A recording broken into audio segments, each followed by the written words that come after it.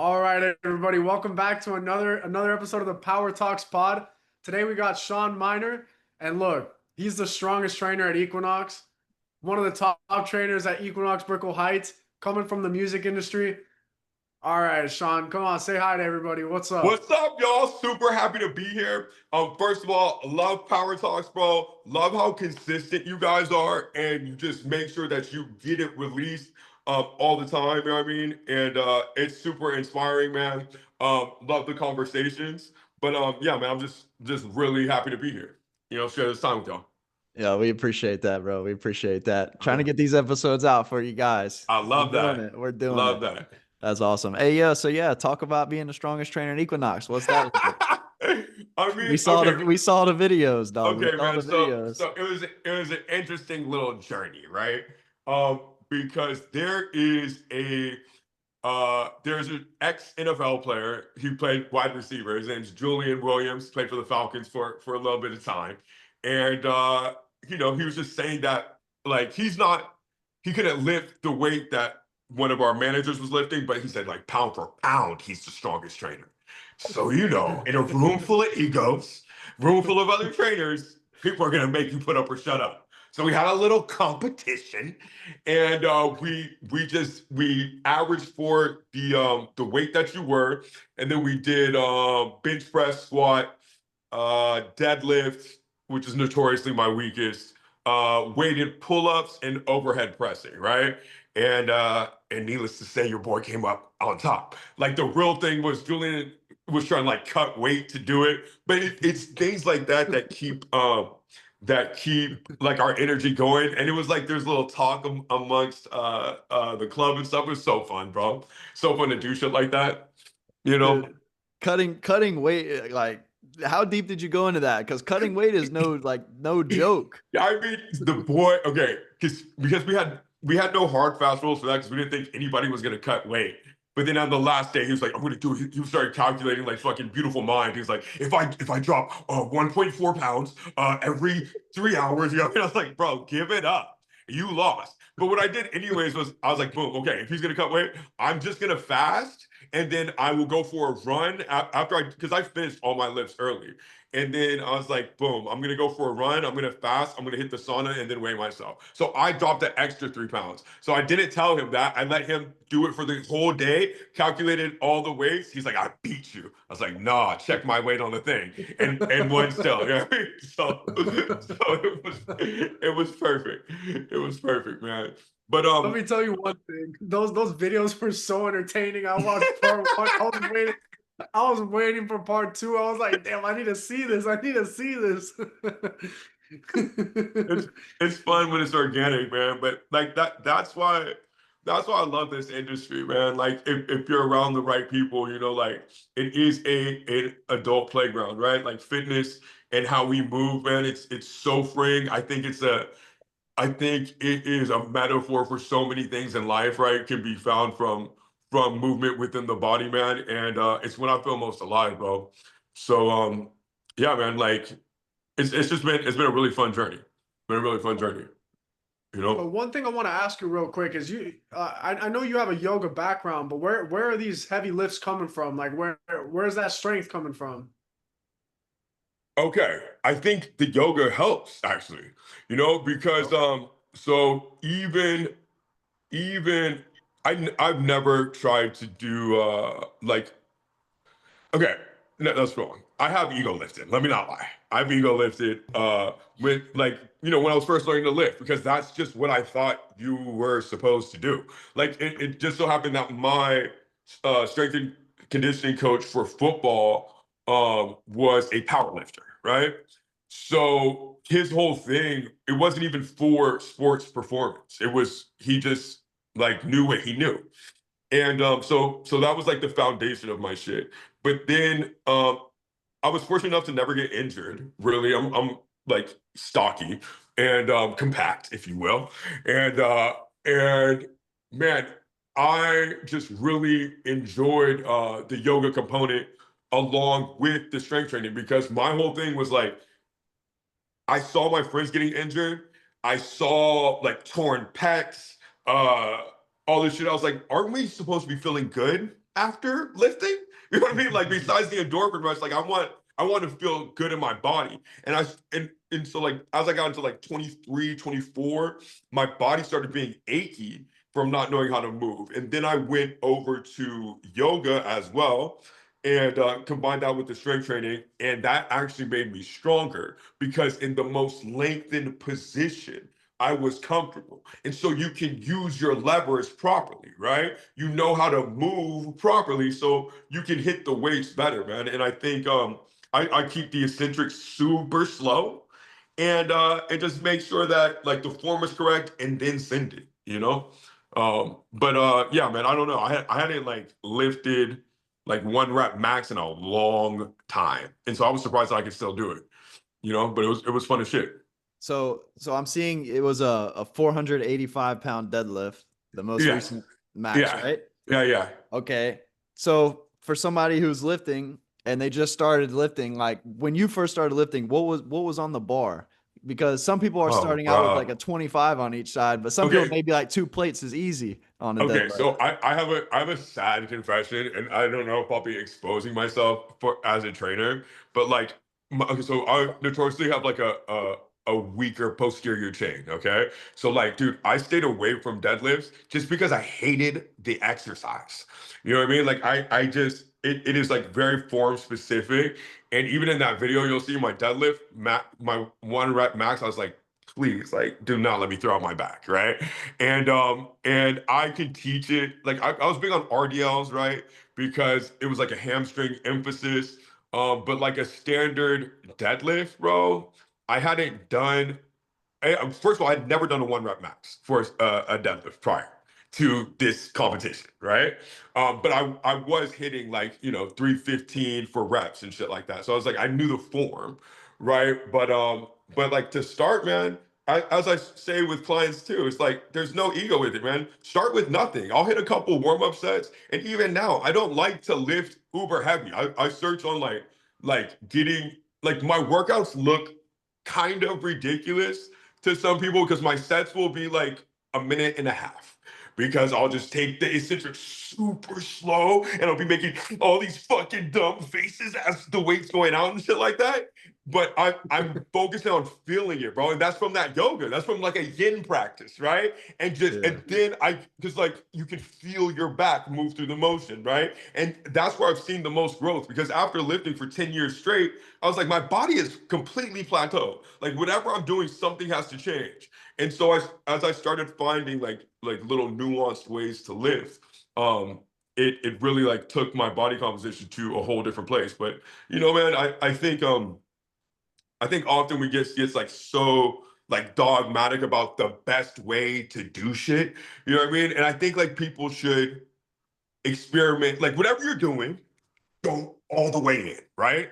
But like experiment what works for you, right? Because you could look at some videos like Ronnie Coleman and Jay Cutler, and those boys are pushing heavyweight and just Or I know you guys were talking about strongman competitions too, right? Where they're fucking like we're instructing like I forget homie's name that you guys had on where you're like let them move like that. Like I think that's great. Like I agree with that shit, bro. You know what I mean? Like find what works best for your body because like biomechanically our makeups are so different, right? And sometimes you can glean a little knowledge from here and glean a little knowledge from there and don't be afraid to mess up. That's why I love seeing Andrew in the gym because Andrew will be doing shit. It's like a fucking mad scientist. Just like I'll see him and when he fucks up, he's like, that didn't work. You know what I mean? Like I saw him like jump on a ball and then just like bust his ass and get up just like dying laughing. You know what I mean? I was like, that is amazing. You know what I mean? Because man, like that is the purpose, bro. Like that is it. That is the secret. It's like there is no shortcut. It's who you're becoming on the way to the goal. That is the goal. You know what I mean? So it's like get in there, like full send it, like find a program that you enjoy doing, find a modality of movement that makes sense to you, find a person, a practitioner, a guru that you trust, and then go all the way with it, man, and go all in, because there's so much information out there, and there's such an information overload that people get that analysis paralysis. They're like, but what if I have creatine 4 minutes after I work out, and then I fucking get an enema before I go to sleep? Like, isn't that the best way to whatever the fuck? There's like, dude, like fucking drink some water, eat some whole foods, and fucking move, right? You know, Yeah, so yeah. 100%.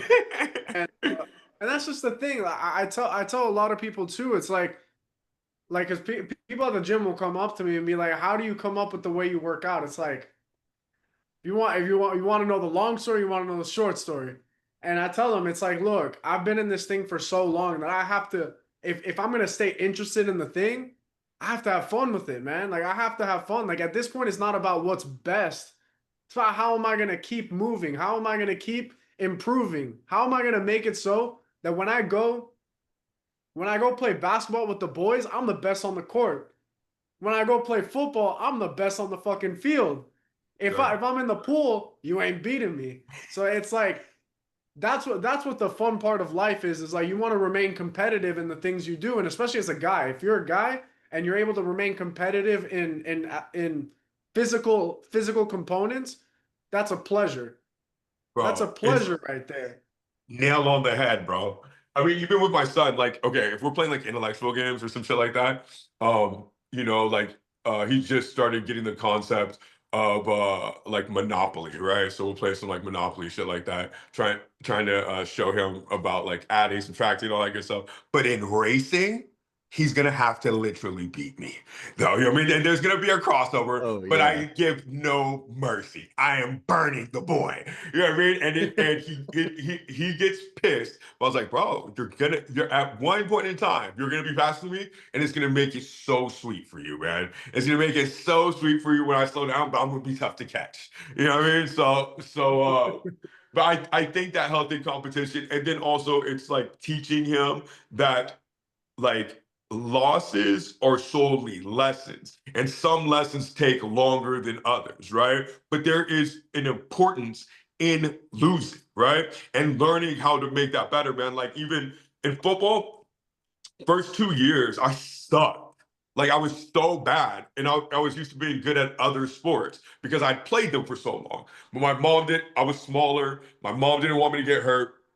So like by high school, I just sucked because there was kids that had been playing for so long. You know what I mean? I was getting my shit rocked, but I did not give up. And I went to camps every summer, and I went with like bigger schools and was getting the shit beat out of me. Then I went to a small private school. I came back to my school junior year. And since I'd sucked for 2 years, like I was starting running back, you know, just because the best running back had graduated. And our quarterback, we had a spread offense. Our quarterback was supposed to be the man, and he was struggling the first game. And I just went to the coach, was like, "Give me the ball, dude. Like I'm ready. Give me the ball." And he's like, "Oh, I don't know. You know what I mean?" And blah blah blah.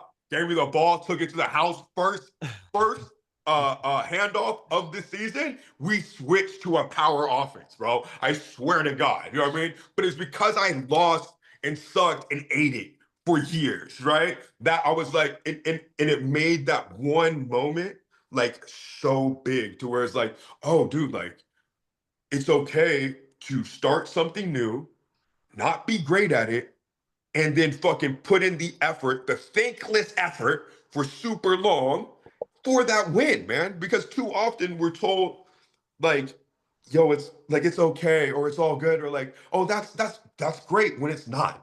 You know what I mean? And ultimately you're doing that person a disservice, even with especially with clients. I'm sure you have this as well. Like with clients, it's just like you have to be honest with them, man. It's like you can't glaze or else they never get better. You know, and you want to be like, that's a good squat, but then you're fucking them up because I'll see people come in and be like, I've been working with a trainer. I'm like, how? Like how? It's so Oh, somebody's true. been It's so true. somebody's been robbing you, is what you mean. Like now you're working with a trainer, but you've been getting robbed and fucking glazed, sir. You know what I mean? Because that is not. I don't have. You're moving like dog shit. You know, so it's being able to find like have confident confrontation and meet people where they're at, right? Um, but yeah, man. You know, it's all a process. Well, and you even see that on Instagram too. Like, oh, sometimes I just wish I could like fix everybody. Be like, hey, like I'm in business over here too, right? Because they do some bad things, bro, and I they're mean, paying a premium for it. a premium. But that's the interesting part of the industry too. It's just like, you gotta you you have to live and let live, and just hope people don't get hurt. And that's where um I've also learned to be more accepting of things that I may not readily understand yet, too. You know what I mean? Because like because you can get super deep into. Are you guys familiar with this like science-based versus like bro-based like workouts? There's like a whole like For fight within sure. the fitness community, right? And because nobody wants to hear like, well, the answer's kind of in the middle. You know what I mean? Like that's not fun. But so people are either like full send it, all intensity, or like actually you need to move you need to retract your scapula 42 degrees and then la da da da. You know what I mean? But man, I think it is a boring answer, but like there is you need to have the movement patterns down, right? But most people are just not adhering to any program, are not consistent enough to even worry about that shit, and have like no like lifestyle habits put into place to win. Because like at the higher level of like at a higher performer level, like when I'm getting clients like high net worth clients that are successful in all these other areas, sometimes it baffles me how they could be this out of sorts in their physical. You know what I mean? And just like when they have everything locked in, but you realize it's like, oh, they're coming to me for like accountability. Because when it comes to money, you have all these other things that hold you accountable, right? Bills, status, perception, like whatever the case may be. And they know how to play that game. And so sometimes it's just rewiring those same patterns towards themselves. You know what I mean? Because they'll be like, so, okay, how do I get skinny? I was like, dude, if I asked you how to get rich right now, would you give me one answer? I was like, I can't tell you in 20 minutes. You know what I mean? Like, it's a process. You know what I mean? It's habit Yeah. based, So it's like, if you want wealth from the inside out, you have to instill those patterns, man. But like, Andrew, I love what you're doing with the fucking, the free time hacks, dude.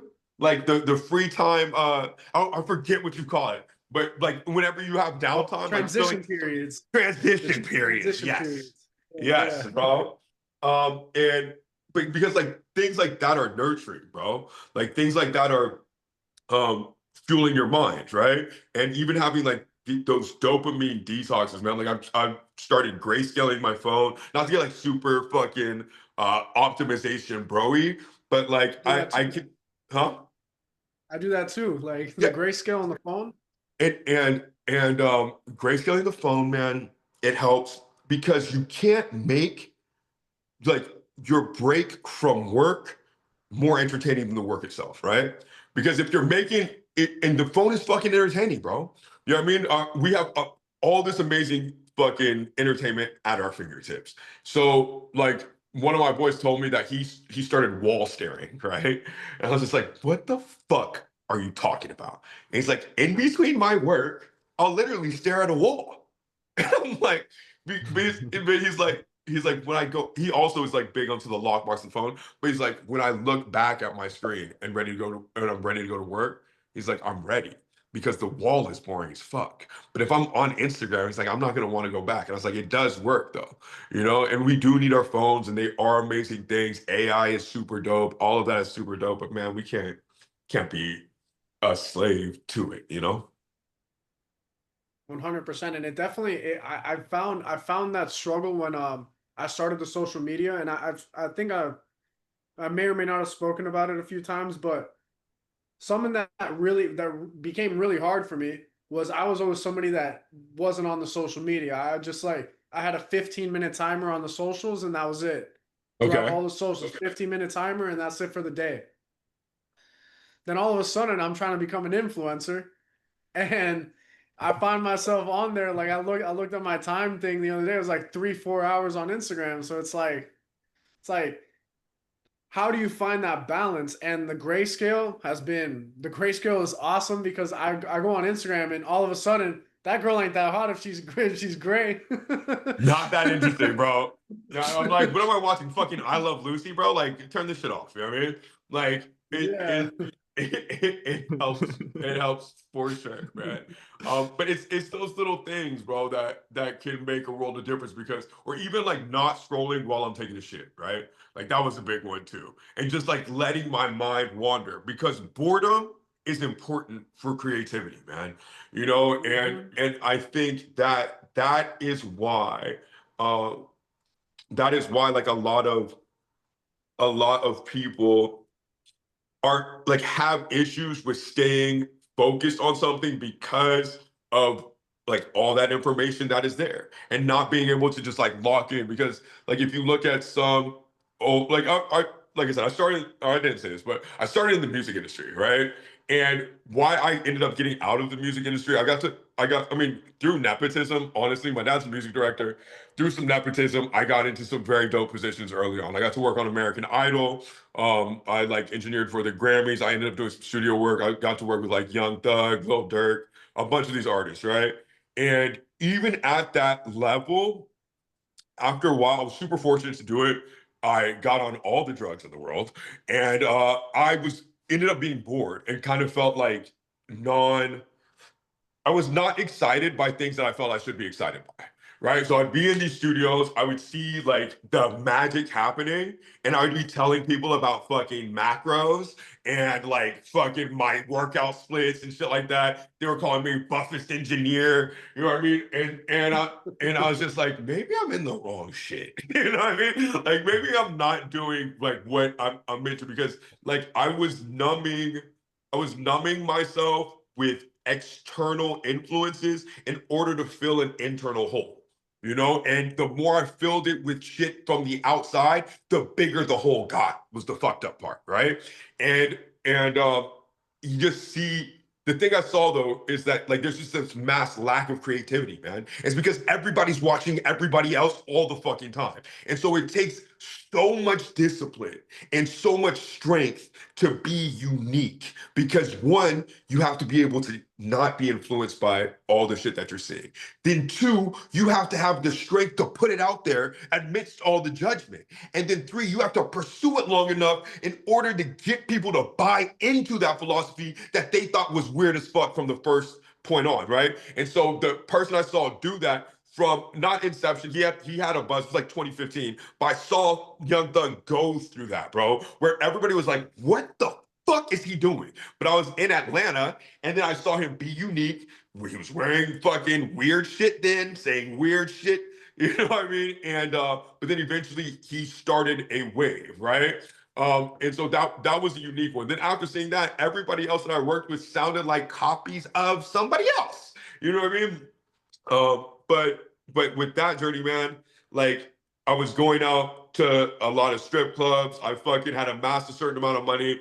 I fucking was blowing it all, trying to live like the rappers because I was around them, you know. And in the midst of that, I put on like 35, 40 pounds because I was like nocturnal. I looked like sick. And then my parents, after like 28 years of marriage, ended up getting divorced, right?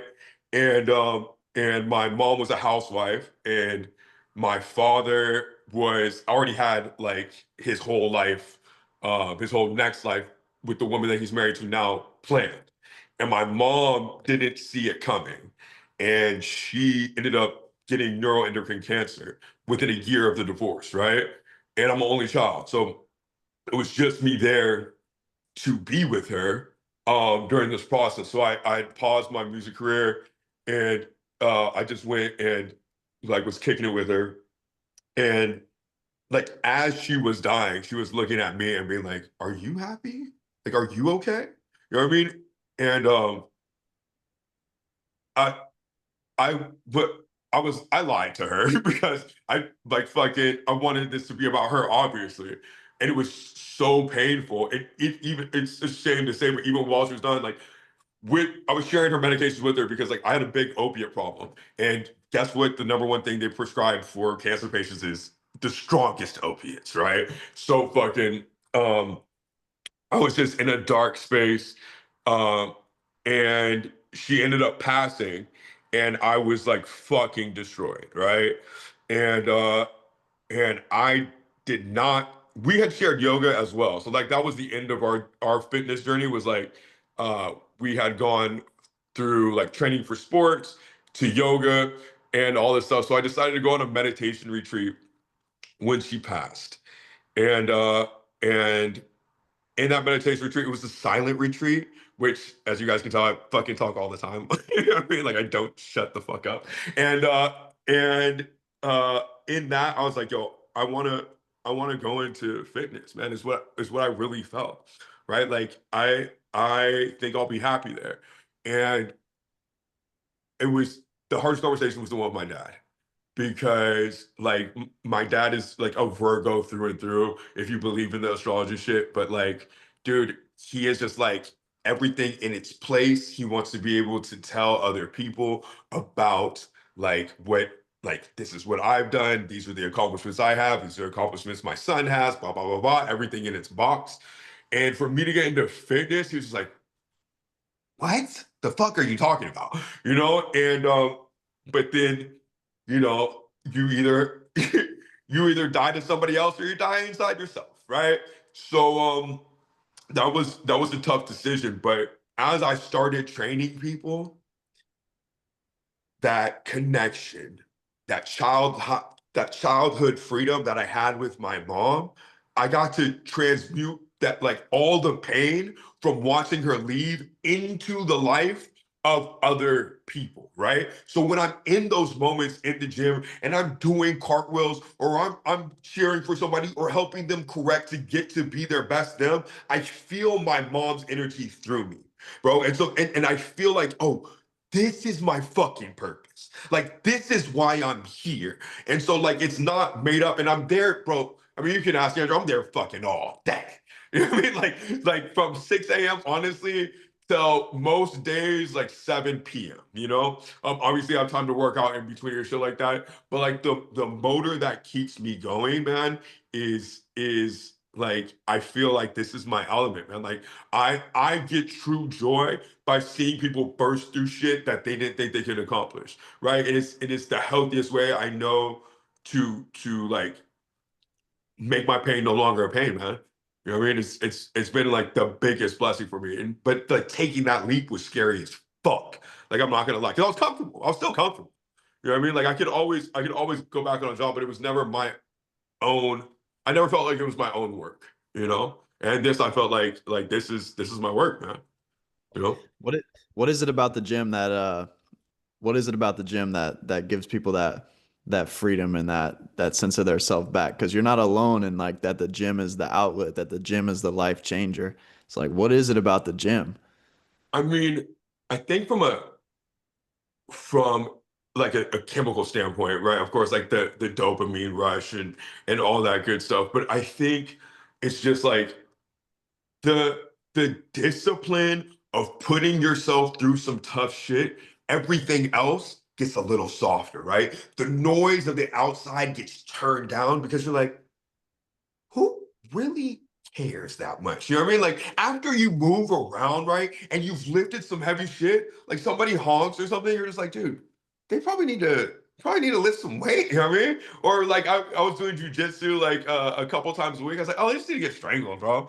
You know what I mean? Like have somebody pull them in the guard. You know what I mean? Like whatever the case, whatever the case may be, bro. Because it's just like it is humbling. It is a soul enriching. It is confidence building, right? You go through so many different emotions in an hour, right? In an hour. Because like you can get in there, you can do the shit you're comfortable with, right? And this is how I try to plan workouts too for clients. It's like give them something that is very easy to do, sprinkle it in with some new shit that is more difficult, and then find ways that we can reinforce the accomplishments that they have made and the progress that they have made week over week, right? So sometimes it's a different metric. Like sometimes we'll be like, boom, let's see how many push-ups we can do here, right? And then as we progress with chest movements through power, then like 4 weeks down the road, they might be like, I don't know, I'm not seeing my chest. It's like, boom, let's do that KPI again, right? Let's see that key performance indicator. And then they hit like 20, they're like, fuck yeah, I'm stronger. Like, fuck yeah. And I'm like, yes, you are, bro. Like, let's go.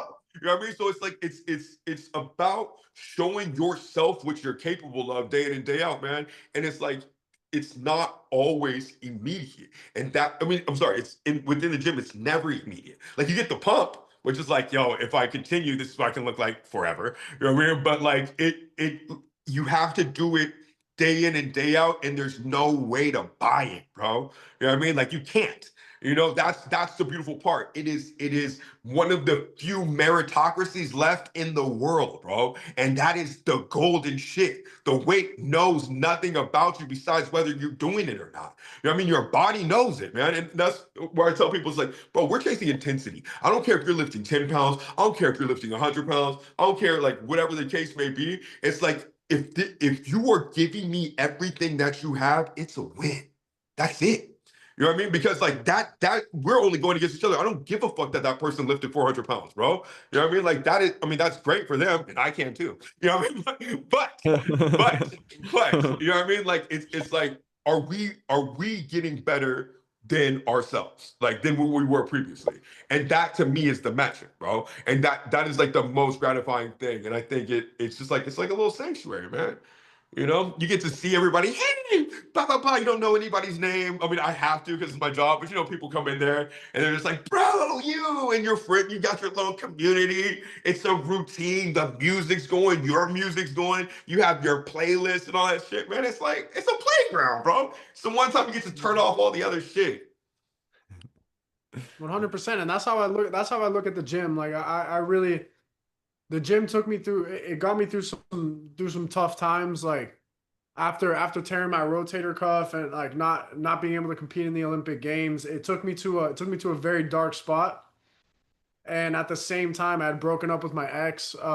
We were together for almost 4 years, and it was just like losing my grandpa in like the same time period. It was the same time period where three things, and then three things really just took me out. And I was drinking a lot. I was smoking all day, all night, just trying to escape the reality that I was given. And Mm. the truth is, it was a blessing. It was a blessing in disguise, because the way I live my life now, the discipline with which I live my life now, the way I look at things now, wouldn't have been possible if I didn't go through those moments where each day was a battle just to wake up. Each day was a Mm. battle just to get out of bed. Each day was a battle just to do something. And it gave me appreciation more so than anything. Didn't make me a hard ass. It didn't make me any of that. It's just appreciation gives you the willpower to do things. And when you 100. can appreciate, like you can appreciate the little things in life, man, everything is possible. Bro, causeless joy is what I call it, right? It's just like you don't have any real reason to, like, you didn't get the new car, you didn't get the girl or whatever the case. You're just happy because, bro. You know what I mean? And it's not like, it's not fucking like, it's not washing over like your hardships, or you know, I grew up in Los Angeles, so like there's like a spiritual, like everything is okay type thing. Not like that, but like just like, man, I've been through some shit that I thought would break me. It didn't, and I'm still here. So like, what's the worst shit that can happen? And that's where you don't, like, I really, it's hard for me to see people that take themselves so seriously, bro. You know what I mean? Like, and I see it like, especially at the gym. Like, it was so weird, bro. It was so weird. Just like, I was trying to help these girls. I was working out.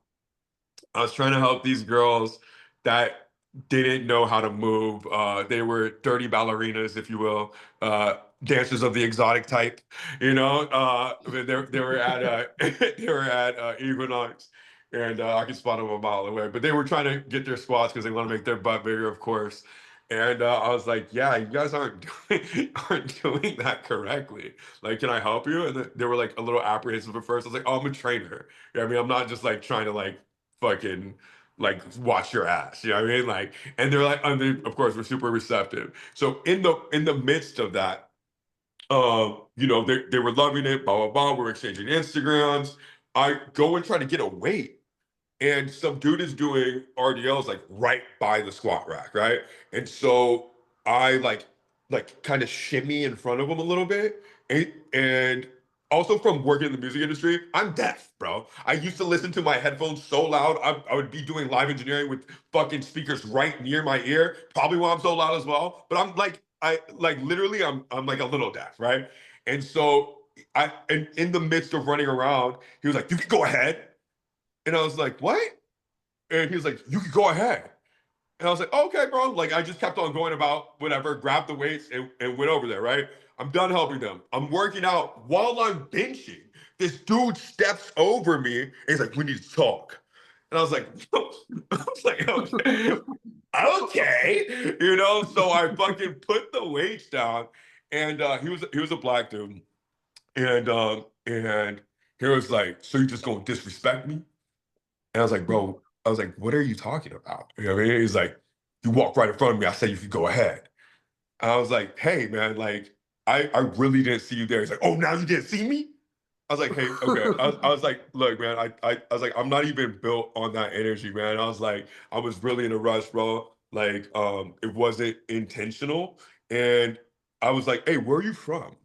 And because I could hear in his accent that he was from California, and he actually grew up like fucking minutes away from my father, right?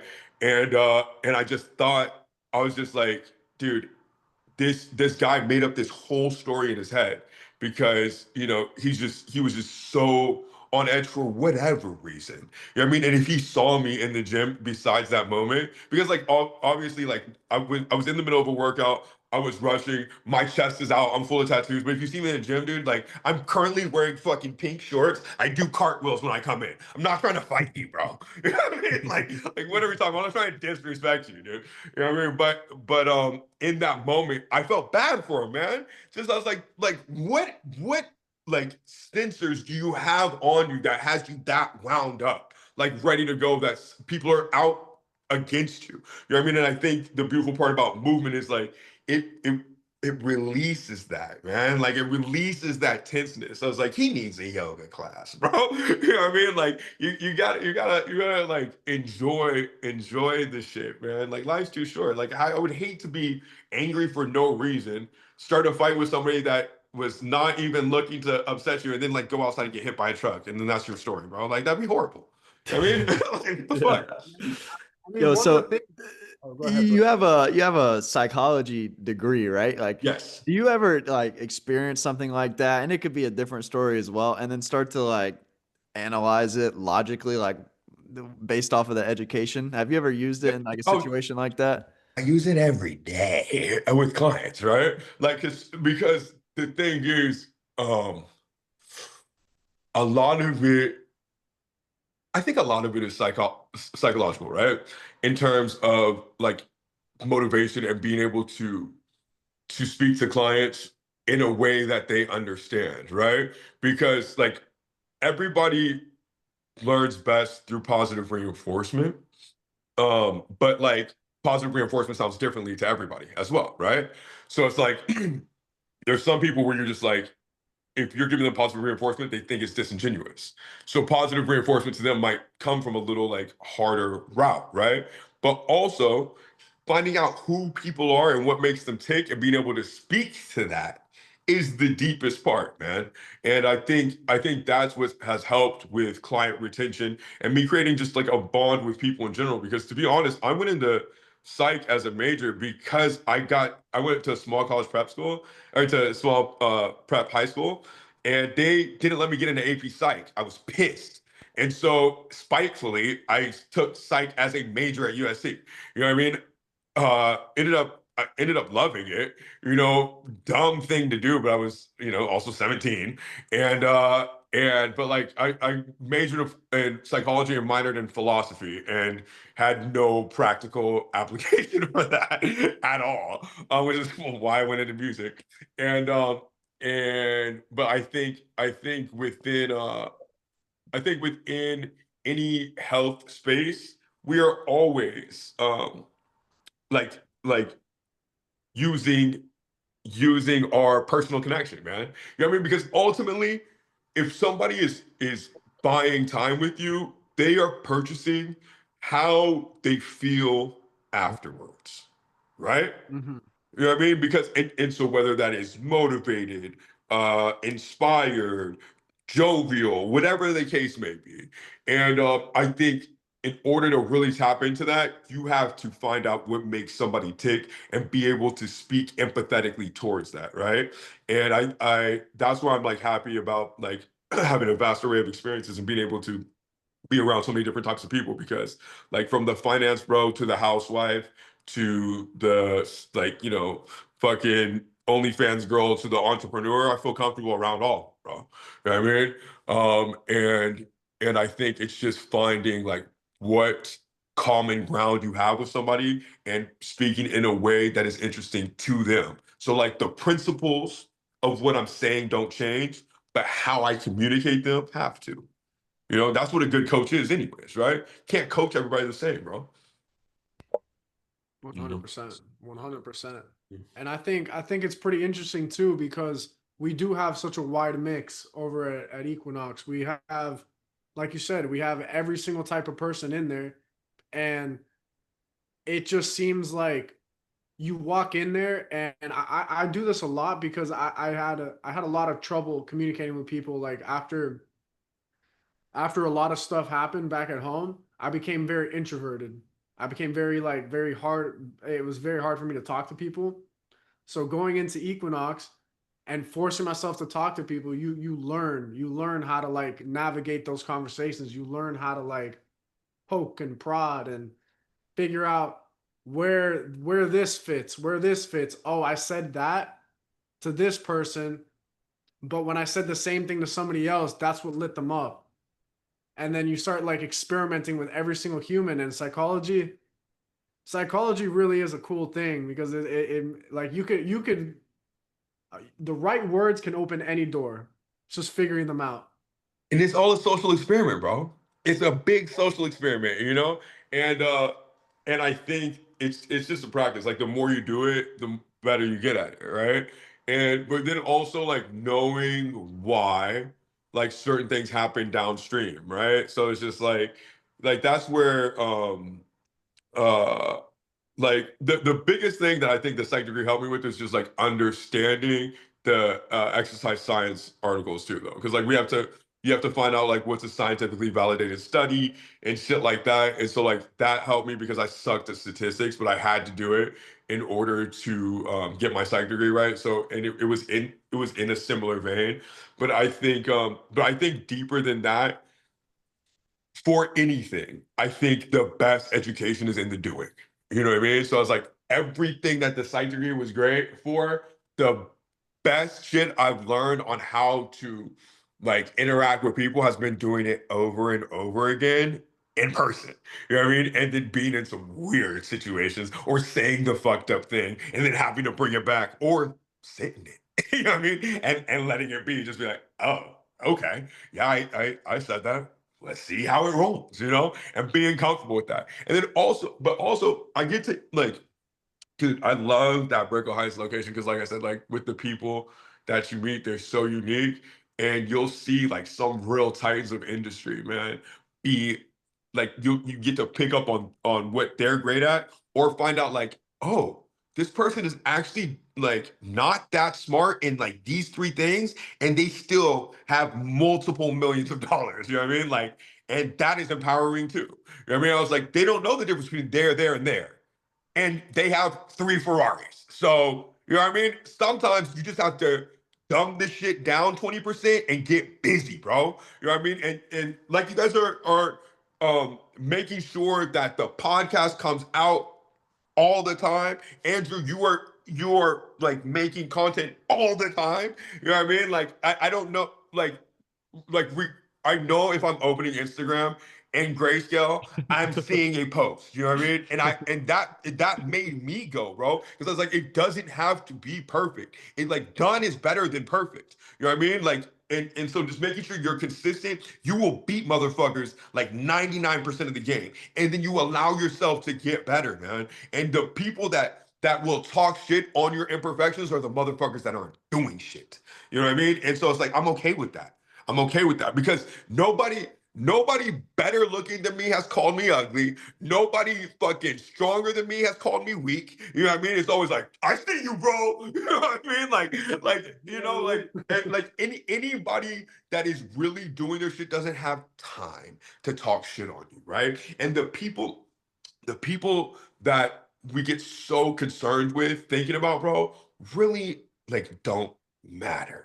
You know, so it's just like get busy with the work and then allow yourself to like flourish, man. And I think that's the beautiful part about like starting any new venture. Like I just started the online shit, and my thing was like, man, like fuck, like, similar uh like now I have to be because I wasn't on Instagram like that, you know? I was like, damn, now I have to be on Instagram and like, is this post gonna be okay? But the thing is, if you're only posting like once a month, then you give a fuck about every post. But if you're posting every day, you start to just be like, this is just what I do. And if it gets 5 likes or this one gets 3,000, it's all good. You know what I mean? Because it's like how much I've learned in just being consistent with the shit. And then you get so proficient that you get better by doing it 1,000 times over than you get. It's like Elon Musk launching the ships, right? Like the rocket ships and fucking finding out what works, and then fucking standard NASA just was trying to make one perfect and they can't do it in the time, right? So it's like being unafraid to fail, you know? Um, is the dopest part. And I think we all have something to learn from each other. And I think another thing that taught me that lesson that you just said about the posts, like not every single one of them being perfect, it had nothing to do with posting. It was I mean, you see somebody in the gym and you kind of walk past them a few times, you know what I mean? And then you'll be like, "Hey, what's up?" And like, "Oh, I didn't even see you there." Most people aren't even really paying attention that much. It's just the right people seeing the right things, and that's what matters. You might get 10 views, but one of those 10 views was the right person, and that's where it all comes from. Oh, that you touched on it perfectly, bro. We're so concerned about what other people think, but most people aren't thinking about you at all. You know what I mean? And so it's like, but when they do, and when you're consistently posting, because like, man, sometimes I would trip out about like the post not being received well. But then if you look at likes, but then I love looking at the insights, and you're like, bro, like 700 people saw this, 3,000 people saw this, whatever the case may be. You're like I love those posts where they're like, this is what a room of 3,000 looks like, right? And then if one person is affected, or even people that don't like it, bro, will come up to me in the gym and be like, yo, I love that post. I'm like, then like it, motherfucker. Why didn't you like it online then? If you're coming up to me and saying you like it, I could have used that little motivation. But no, the dopamine hit in person is better anyways. It'll be okay. It'll be okay. But it's funny because I realize I don't do it either. I'll just scroll and be like, that's dope, and keep on scrolling. You know what I mean? And so the post I really, really enjoy, you know? And so it's like you can't tether your success to those instant dopamine hits, right? That's why you have to take that shit out, bro. Like that's why the grayscale works, right? That's why putting the phone away, taking away the stimulus while you're taking a shit, like just like bro, like while I'm working out, I stopped tracking my weights, right? Because I was tired of looking at my phone through my workouts, right? Because like I just want to send it. And I would find that my workouts would be shorter, my workouts would be more intense, right? And I got a different clarity by not staring at the fucking phone, right? Because inevitably, even if I was just tracking my weights, all of a sudden Instagram pops up, right? All of a sudden, like your phantom fingers just go, oh, I have to check this email. Have I paid that bill? Like, it doesn't matter, motherfucker. You can put it down for an hour. You know what I mean? I've been putting my phone on do not disturb as well. And that's been an interesting one. But then you realize, like, who's really calling you that doesn't text? Like, like, I let my dad's call come through. You know what I mean? That's about it, bro. You know what I mean? Like, otherwise, motherfucker, text me. I'll call you back. It'll be okay. You know what I mean? Yeah, 100%. I mean, a big thing too. This is something that I stopped doing. I mean, you notice I don't wear headphones at the gym. I don't listen to music. I Raw don't listen to dogging. music. Yeah, Goggins, bro. I don't listen to music at the gym because I like I said, like you said, bro, you check the phone to put on a different song because the song you're listening to, you're not too fond of it. Next thing you know, 20 minutes later, you haven't done your next set. Yes, yes, and even so, like in February, I ran Miami Marathon, right, and that was like fucking weird for me. I ran it so slow, by the way, so like so slow, but I did it. You still ran. And Yeah. yeah, no, did it for sure. And every time someone ran past me, I was like, that motherfucker can't pitch 315, dude. But anyways, that's my toxic trait. You know what I mean? But I ran the marathon. I loved the community there because I used to talk shit on runners because I was like, dude, who wants to just be the best exerciser?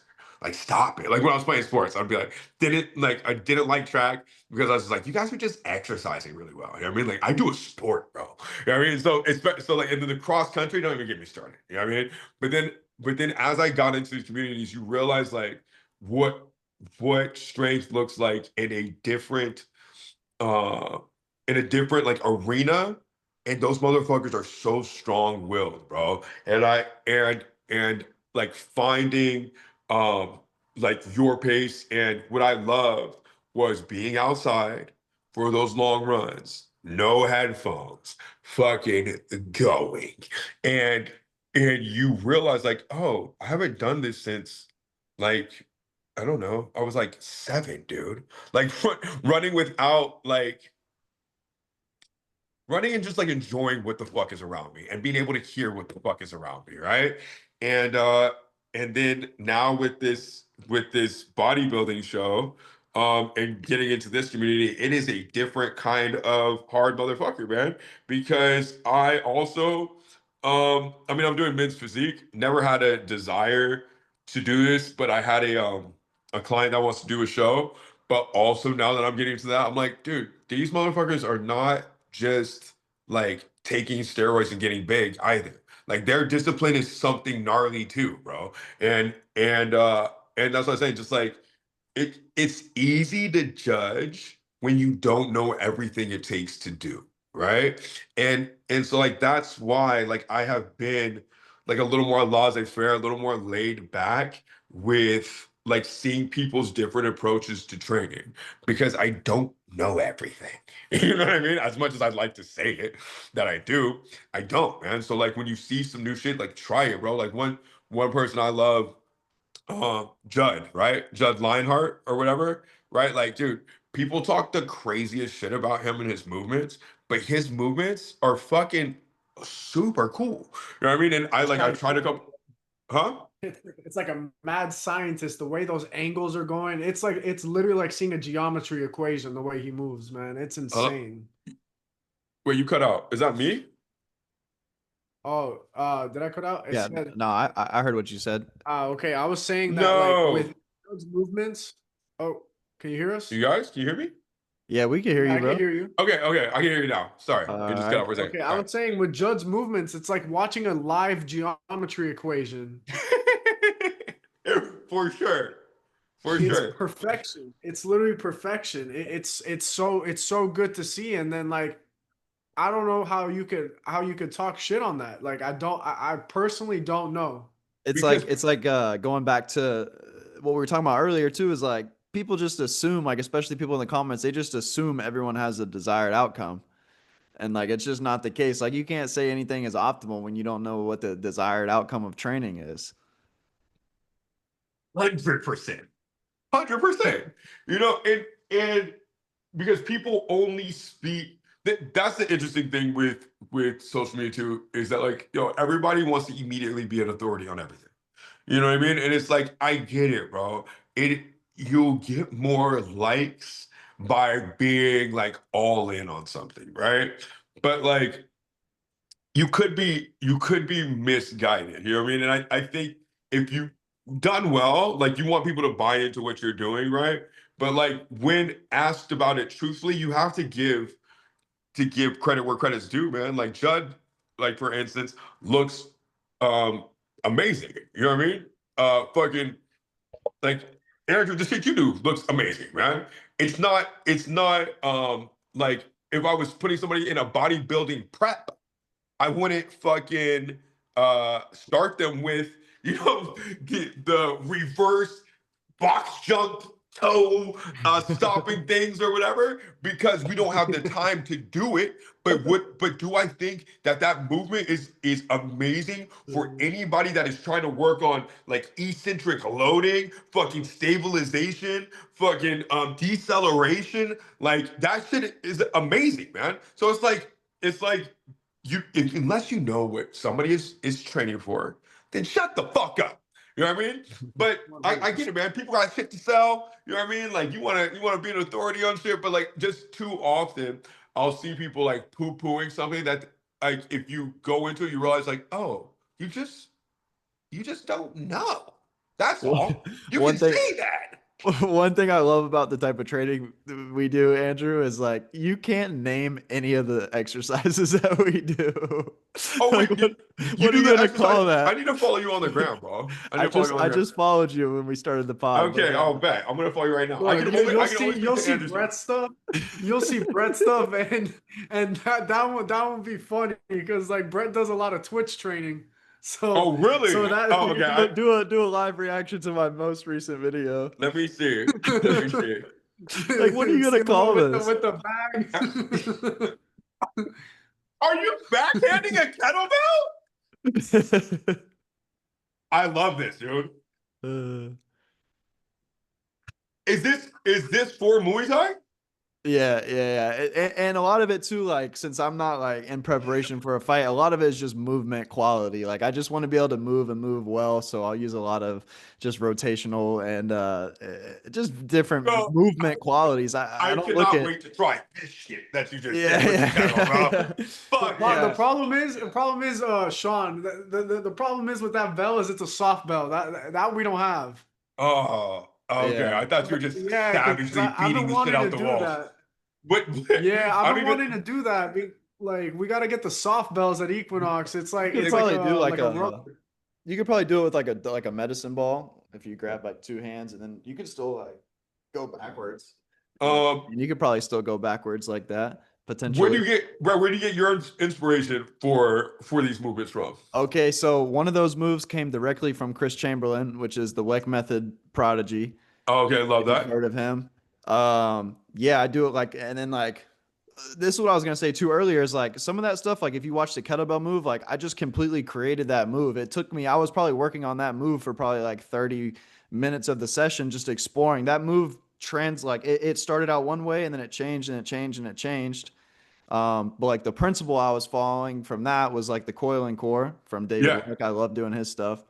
And then like the move with the bag, like I've had that bag and it's just like fast training, like training fast, and like you could give that to Brian McGinty, the Power Plus guy. You could give that to Marinovich, like whatever, but you could give it to me too. Like I created that exercise. Like I never seen anyone do that exercise before. The principle is not like you know what I'm saying. You understand the principle, you can create your own training. So so that's do you implement that with people that you train? oh, for sure. Yeah. Like, Fuck yeah. especially like I train fighters a good bit. And then even like my general population people, cause like I'm training people for movement. So like, I don't think of it as like hypertrophy is not the goal. Like powerlifting is not the goal. The goal is movement and like moving well. And so, yeah, like I say this a lot, like we don't do squat, hinge, push. Like we do swing, throw, catch, like, you know what I Yeah, mean? Like fuck yeah. sprint. So like, that's how I like to train. Love that, man. Yeah, I mean, like his aesthetics are only one part of the equation, right? You know what I mean? Like you have to have show muscle and go muscle, bro. You know what I mean? Like it is pointless to have one on either side, right? And and oftentimes the aesthetics come with moving well anyways, bro. You know what I mean? Like your desired look will come from you figuring out how you want to move best, right? So it's like, I mean, huh? like that's a big thing too. Like I tell people all the time, like anything you do will give you a physique. Yeah. It's just if you want a specific physique, maybe you gotta switch it up a little bit. But anything you do, any type of resistance training you do will build muscle. And the biggest lever, bro, is and like it pains me to say as a trainer, biggest lever is nutrition. You know what I mean? Like you can't be putting shit into your body, man. And like directly along the lines of that is genetics. Oh, for Like sure. I don't care what type of, you could do bodybuilding training 7 days out of the week, twice a day. But like if you're not genetically built like you, Sean, like I'll never look like you ever, no matter how hard I try. But that the beauty is, and so that's like with the training, and that's where the psych comes into, right? Is getting people to be solely comparative to themselves, right? Because what the trick that people see on Instagram is like, oh, if I do that training method, I'll look like that person. It's like, not quite. You know what I mean? Like Yeah. we can borrow some things, but it's like really envisioning, and this is something that I we were talking about it a little earlier, I think off before we were recording, but like that equipment, that entry process that we have with potential clients, right? Um, this is like LA woo woo yoga community shit, right? But like I will literally, after meeting them for 20 minutes and talking to them, I'll be like, okay, like close your eyes and like think like 6 months down the road, right? And after they've told me all their shit, like boom, you've made your ex-girlfriend jealous, right? Fucking you got that like 5% body fat down and added 3 pounds of skeletal muscle mass or whatever the case may be. Like, what are you feeling right now? You know what I mean? And then have them like speak all of that into like the training process, right? So that like that is like it is like we're chasing something internally that will inform the rest of us outside, bro. You know what I mean? And like that, I think that's an important thing. It's just like, man, it's deeper than like just like how we're looking. It's more important how you feel, bro. You know what I mean, I know some motherfuckers that have great bodies, have a good amount of money, and are fucking miserable. You know what I mean? It's just like let's not be that. You know, like let's have all the cool shit. I like cool shit too. You know what I mean? But like let's feel good from the inside out, and that is from I have found for myself at least that is from moving well, man. You know what I mean? Like all those like I don't want to ever like be reaching for something like you know what I mean? Or like we have I'm not gonna name him, but there's a trainer who sighs all day, dude. And I'm like, stop sighing. Like it irks me just for no reason, just like oh, you know what I mean? I was just like, bro, that energy is crazy. Like, I can't believe you're like, why? Well, like, what is so heavy on the world that you're just sitting down sighing in your mid 20s, dude? Chill out, you know? Um, Yeah. You know, that speaks more so to like what's going on. Like you, every single thing you think, every single thing you say, it goes onto the body. I don't know if you've read this book called The Body Keeps Score, no. but I like there's an analogy that I came up with after reading the book was every negative thought, imagine it like a knife cut. You can Okay. recover from one like you can recover from one slice. Can you recover from 100? So every single negative thought is going to be a cut. And if you keep having those negative thoughts, you keep cutting, you keep cutting, you keep cutting, the body shows it. And Hmm. the body can't recover as quickly as it can from one cut. That shit compounds, bro. 100%. It's why same reason why like it's tough for me to be around like endless complaining. You know what I mean? Like complaining that is not solution based. Because don't get me wrong, man. Like we all have gripes from time to time, right? But like I have a friend, I love her to death. I'm not gonna name her name, but she loves to like sit in the pain. And granted, there's a time to sit in the pain, and I'll be giving, and there's a time to hold space, but then there's a time to come up with solutions too, right? And so after giving like so many solutions, she'll just knock them down. And so what we've learned to do to communicate this, because I would be spinning my wheels trying to help her. She'd be like, Sean, like, love you. Any solution you come up with right now, I'm gonna shoot down because I'm just trying to vent. And I was like, thank you for informing me about that, right? But because Yeah. like sometimes it can just be this endless like dump of fucking complaining. And if you're with somebody that's positive minded, solution oriented, you know what I mean? Normally ones with more testosterone tend to be this way, right? I've mostly experienced it with women, you know what I mean? Not to say that men can't get into it too, but I'm just like giving them solutions. They're like, no, no, because of this. I'm like, well, what about this? Like, no. I'm like, okay. I was like, oh, okay, this you're not looking for a solution here. But no, that shit can get contagious, man. That shit can get so So true. contagious because like one person complains about something, then the next person finds something to complain about, and then we're all just sitting there complaining about shit that really doesn't matter in the long run, man. When you could really just be like, hey, like, can I change this? If not, then shut the fuck up and play the game, right? Like it we have a portal that we have to program with, right, for Equinox. And it's relatively new.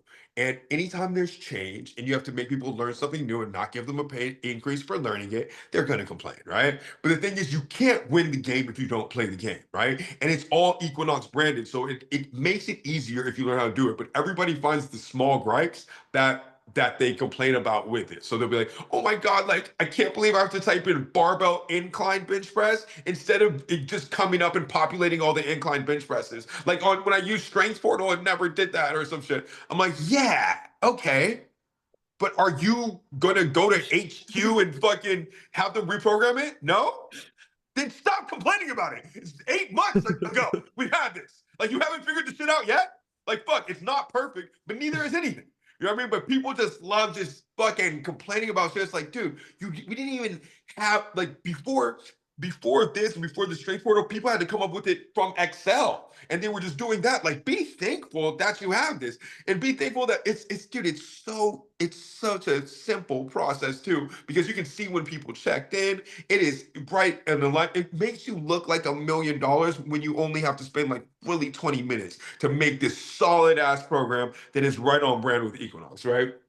And I was like, dude, if you use it to your advantage and you learned how you spent 2 hours learning how to make it like tailored to you, then you could and you stop complaining, then you would be able to save so much time. But instead, you've complained about it for 6 months, not learned how to use it, and now your life sucks. You know what I mean? So you could have just spent the time you spent complaining, learning the shit, and it'd be easy as fuck now.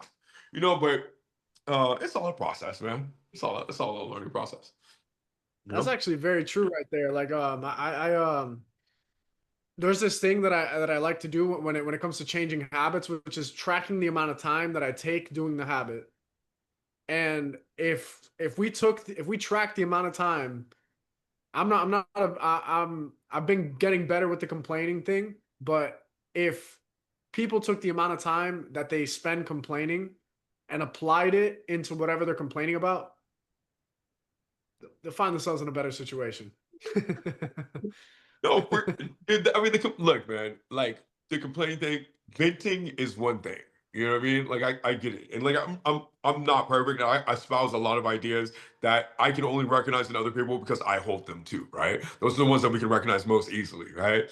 But I will also hear myself get into it. I'll be like, dude, shut the fuck up. You know what I mean? Like I'll be annoying to myself, and I think it's learning that trigger. And then Dude. if you're around people that don't, man, and just like taking the time to surround yourself with people that inspire you, man. Like I really didn't understand your network is your net worth until like I was like graciously placed into specific circles where people just off of love were introducing me to other people that without a thought would be like helpful to me in these like grand gesture ways. You know what I mean? There was no expectation on the other person's end that connected us. You know what I mean? And it's just like inspiring to be around. Like why like just from seeing your guys' conversations, stuff like that, like this is another instance of it, right? Just like connection that happens serendipitously where energies match and it enriches your life, bro.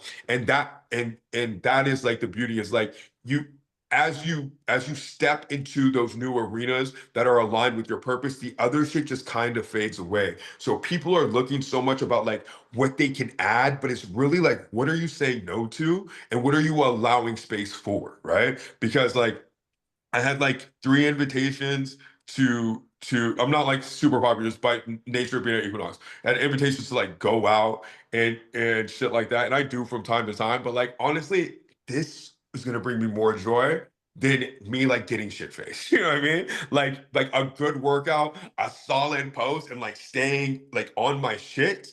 You know what I mean? It's dope to me. Talking about this shit, I can do this all day. Why you guys do it probably all day? You know what I mean? Because you love this shit like I do. Or else you wouldn't be coming up with fucking reverse kettlebell slams, fucking movements, fucking shit, all that shit, dude. Like, it's like what really enriches my life. Like what really makes me feel good day in and day out. Not what I want other people to think of me, but like what really matters to me.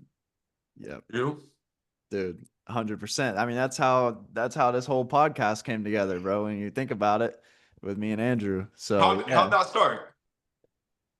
Go, you, yeah, you, we just met at an event and started talking about books. We were both readers, like reading about training, reading about other things, and we're like, "What did you say? Start a book club?" And I was like, "How about a podcast?" And then Fuck yeah. boom, here we are. What convention you guys been at? It was well, yeah, go ahead. we went to Belfast in Miami, so it was like a kettlebell festival thing, Okay. and yeah, I mean, like him and I started talking for a little bit, and it was just like we were two of the youngest guys there. Like we weren't posting much on the social media. Like we were both kind of we were talking some shit. We were talking some shit. Fuck yeah. A little too cool for school type shit. Yeah, I love it. And like he was a cool dude, and so he was saying like, yeah, I like to read a lot about training. I like to read a lot about different things. And I was like, oh, that's sick, because I really love this stuff, and I try to find as much nuance as I can in the fitness space, and I try to learn not about what's most optimal, but I just try to learn, because in the end of the day, like there's no such thing as optimal. There's experimentation and finding out. And then the cool thing about Brett is like him and I are both very young, and the like I saw us as being like we didn't have the ego. We didn't have the ego of my way works better than your way. And so like through the conversations we were having, and through just us like DMing back and forth, and then all of a sudden like he hit me with, let's start a podcast, and I was like, Yeah. 100%. Fuck yeah. 100. And Um, it takes some time to like decide that you want to do something like that, like because it is a business. Like at the end of the day, like like in a way, like we're going into business together.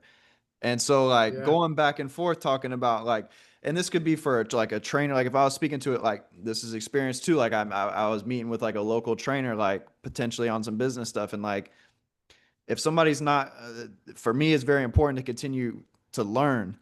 And like every day we're talking about some new information that's out, some new like knowledge, some new training. It doesn't even have to be about training, but it's just constant pursuit of getting better. And like a lot of people don't have that in them. yeah, man.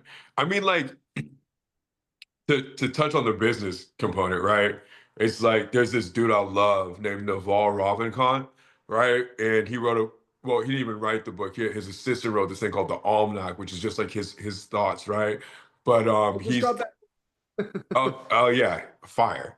I could be in the for book most club, y'all. like But it's amazing. But he has a great line in there that's like when you're going into business, like if you don't see them being like somebody that would be in your life for a lifetime, that you want somebody in your life for a lifetime, then don't waste 10 seconds, right? Because I think often, like, we get so, like, I by nature I'm a people pleaser, so I like to say yes, right? You know, but I've learned to strategically say no so I can say yes to the things that actually matter. And like it has been like so much more enriching in my life, man. Because you know, when you're doing some shit that you you're kind of half stepping into, you're doing you and the other person a disservice. You know what I mean? So it's like, but when you have that connection, do everything you can to foster it and to fucking build on it. You know what I mean? So like you guys are right on the money because then organically it happens, you're like-minded, and then it just fucking like it doesn't, it's not work, right? It's not laborious. It's like, okay, this is a dope person that I connect with. And yes, sometimes there's some strategic pulling. And am I always in the best mindset to do it? Maybe not. Can there be an inconvenience from time to time? Sure. But what's not? You know what I mean? So it's just like it that shit matters, man. I mean that shit matters. It's dope. Yeah, and it's pretty cool how I talk like Brett and I, we actively speak on this, but it's the fact that this came out of nowhere, really. And like this podcast came out of nowhere, and like the connection that we built came out of nowhere. But it was a quick connection. It was a quick connection, and it came to the point where I speak to him every single day. Like we're texting back and forth every single day, or we're on a phone Love call that. every day. Um, like sending each other articles, sending each other documents, and just like constantly going back and forth. Like, yo, did you see this? What do you think of this? Da da da da da. Like sending each other videos, our workout videos. Like we're critiquing back and forth. Like, and it's Yeah. been very seamless, very seamless thing. But it's like at that moment, like the universe, God, everything knew that him and I could build something together, and it placed both of us in each other's paths, and it's a beautiful thing to see that.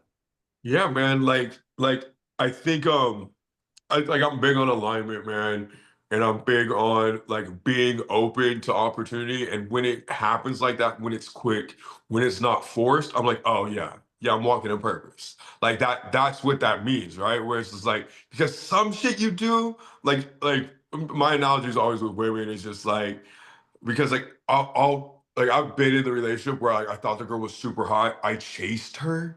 You know what I mean? I got her, and the relationship would inevitably suck dick, right? Because I like it wasn't meant, right? But it was like the ones where the spark was like boom, unique and effortless. And I wasn't putting on any game. She was who she was, right? And it was just like, think, right? Then all of a sudden, those are the beautiful ones, right? Same with friendships, same with business partnerships. It's like, oh, I'm not fucking grating cheese, right? Like we're mixing pancake batter. You know what I mean? It's like it's just a meshing and fucking it feels right, you know? That's a It quote of the feels day. right. Quote of That's the a day. that's a We're not, yeah, that's a good one right there. No, we're not grating cheese. We're making pancake batter. I don't. Protein pancakes. I have to. Yeah, I don't think I've ever heard that one before, and that was a good one for sure. Uh, no, man, that's fucking Uh, fire. How old are you, Brad? I'm 23. God damn, y'all are young as shit, bro. Jesus Christ, such a depth of knowledge for so young. I love that, man. That's inspiring as shit, bro. Yeah, That's crazy. man. It's just constant pursuit. I feel like and I talk about this a lot too. Like people will get their degree or get their education and then stop. And it's Oh, I like, know so many. yeah, I don't think that's how life is because you're gonna get left behind. Forever the student, bro. Like the second your coach, guru, whatever stops learning, you're dead in water, bro. You know what I mean? Because like methodologies are changing, perspectives are changing, technology's changing. You know what I mean? Like I've been in some gyms recently, man, where there's some equipment that I was like this just feels so goddamn good. You know what I mean? Like they got the joint movements right, they got the angles perfect. You know what I mean? Like the Panada machines, I fucking love. I don't know if you guys have tried these, but Like, I mean, I guess I know you guys are big into other movements, but like some of this shit from a mind muscle connection standpoint feels like fucking butter on. Like they have a pendulum squat thing that just like I can get my ass to my calves and there's not any knee pain. You know what I mean? But it's like like after so many complaints, they've studied the human body so deeply, right? And some of these machines look like fucking masterpieces, man. So it's like you have to consistently keep growing and you can't be stuck in any one way of thought, man. You know? One way of 100%. thought or one way to do it. We're What's up? not One way of thought, changing what? one way of thought or one way of doing. Yeah, yeah, yeah. What for sure, for sure. You know, but that's why I like the different challenges, man. Like I like the different pursuits and just seeing like like what's on this other side.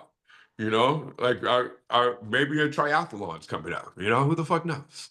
You know, I'd have to come to you for the swimming, Andrew. You know, because like I can Hey, swim, but like definitely not competitively. You know what I mean? Like I cannot die at the moment. But hey, I didn't think I could run either. But we handle that, you know. So, Yo, I'll teach you a little thing or two. It's just it's all about the awareness.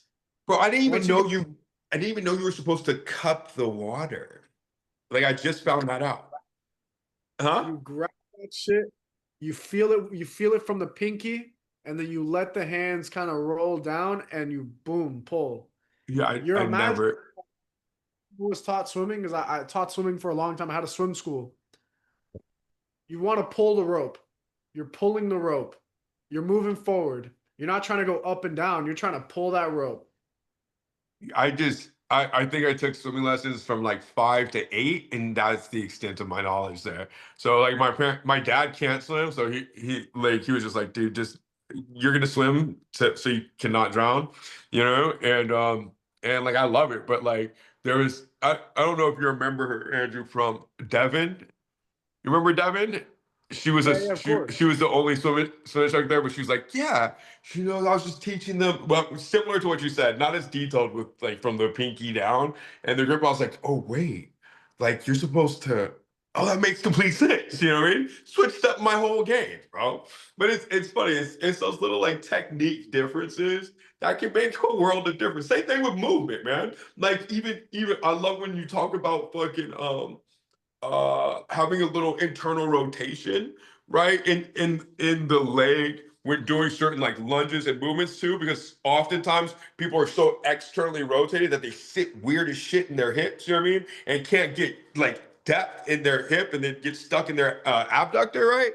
And and it's just like little shit like that can like change somebody's whole ability to move. And then you piggyback on that, and then you can get as creative as fucking Brett over here. You know what I mean? And just start fucking flowing, right? And just be like, yes, dude. You know what I mean? Or somebody will come like if you're so dogmatic in your ways, like, I can tell when somebody's like either insecure or a little new, right? When a client will come to them and be like, oh my God, I just heard about this and da, da, da, and they're so excited. And the trainer, because they're uncomfortable, be like, no, like that's not how it's done. Instead of like what I found to work the best is unconditional positive regard, bro. Even if somebody's coming at me with something stupid as fuck that I know is not true from Instagram, right? I'll be like, oh, like they'll be trying to like be on a diet and they'll be like, dude, I had like 5 pepperoni pizzas. And I'll be like, hey man, like at least you're consistent with some shit. You know what I mean? Like something to bring them in, right? And then we work with it, right? So, but when somebody's coming with like so I've been telling a client like, yo, fucking let's lean back so that we can be like in a pre-stretch position before we start our curls, right? So that we're like super long on the eccentric and we're never losing tension. Then they watched the Instagram video and they were like, this dude said for bicep curls, just to go down 80% so you don't lose tension. And so instead of me being like, I've been telling you that for the past year, bro. Like for you train with me 3 days a week, been telling you about that past fucking year, 3 times a week. Just been my thing. But no, this person on Instagram, glad you listened to him.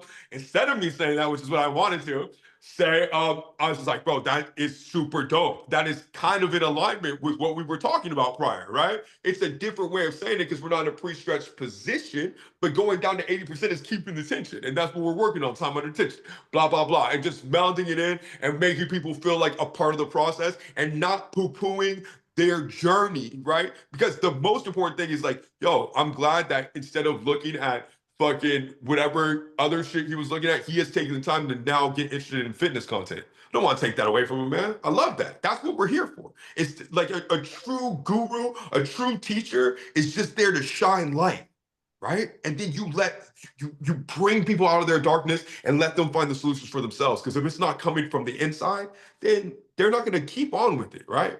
Nobody wants to be dictated to. They want to learn for themselves and get credit for themselves. And another thing that I actually spoke on this yesterday. So I was talking to somebody who was teaching me some stuff that I had never seen, I'd never done. And I said, you have to start talking about this on social media. And he was like, I know, but I don't feel like the most like this, whatever. I was like, listen, you have value to add. And when somebody sees somebody say something on social media, guess what? They believe it to be true because this person had the balls to say it online.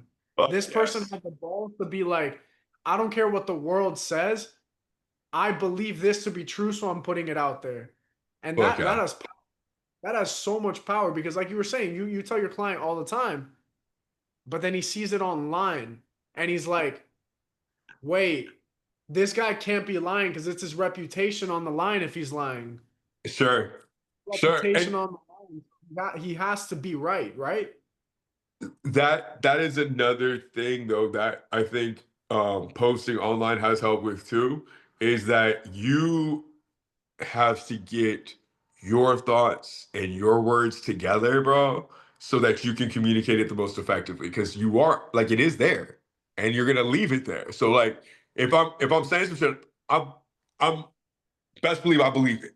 You know what I mean? Like I have to believe it, right? Or else, like I don't know, you don't want it up there, and then you'll be surprised at how many people are moved by your shit, man. Like I said, I'm moved by your shit, bro. You know what I mean? Like I've seen the arc. I love the trolling. I love the new like I love the self awareness, right? Where you hop on when any detractor may say before they may say it. You know what I mean? So it's like you're self-aware. You have to know, like, hey, you might be thinking this, but this, I'm cool with that, first of all. Second of all, fuck you. And third of all, this is why I do it. You know what I mean? And it's like, it is that gives you a silent confidence when you are talking with people where you're like, yo, I don't give a fuck what you think. This is like, I've thought about this. This is how I feel. Let's talk about it. You know what I mean? Like I'm confident enough to be like, to be open enough to be like, yo, these are my well-formulated ideas. I'm not backing down from any smoke. You know what I mean? Like, bring it on. But like, I'm also open to change my perspective if somebody hits me with some good new shit. You know what I mean? I think that's a superpower too. You know what I mean? That's the key. That's Oh the yeah, key. That's the key right there is being open Biggest to superpower we change. have as humans is admitting we're wrong and evolving. yeah.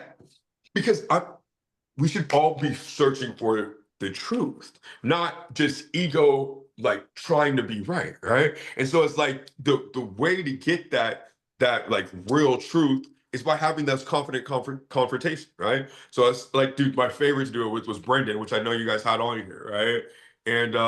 And because Brendan believes everything that he does is the shit. But if you come to him with some well thought out shit, he will be the first to be like, hmm. But he will also research the fuck out of the opposing idea to try to prove you wrong. Because even I, we were having an argument about steroids, and quickly I found some PubMed articles that were talking about that like because they showed like muscle growth in steroid users, regardless of training, right? And it was more than like natural lifters. But then fucking Brendan, deep Adderall binge, fucking hit me. And he was just looking, he was reading through it. And he's like, did you see who was the sample? Like, or who was the sample size for it? He's like, these are 70 to 75-year-old men. He was like, so of course, of This course is the training. You know what I mean? I was like, I was this hoping is it's this is the part about exercise science studies. Like bro. that's the part right there. One thing I say a lot is look at everything you're 100% certain of and question it. And then there's a quote from Mark Twain, and it goes, whenever you find yourself on the side of the vast majority, it's time to pause and reflect. Mm, mm. Yeah, I don't know And who said this, but there's another one along that line where it's just like we question. I think it's Hormozy actually, where it's like we question everything except for the things we believe to be true. You know what I mean? So it's just like we get locked into being like, no, but like these things I know for a fact. But then it's like, do you? You know That's a what I good, mean? yeah, that's a good one. Yeah, well, It, that's like exactly what I just said too. Look at everything you're 100% certain of and question it. 100%. Another thing I say too to trainers and other people as well is like uh limit your knowledge. If you limit your knowledge, you limit your abilities. If you limit your abilities, you limit the development of your athletes. And what's your job? To develop your Facts. athletes. Facts. I Facts. mean, something I say a lot too is the day you think you know everything is the day you die. Yeah. And it Yeah. doesn't mean die. It doesn't mean die literally, but it means die like you learning is living is to learn. And whether it be learning from a book, whether it be learning from experiences, if you go about life every single day thinking that you know you have the ultimate truth, you've got nothing left to give.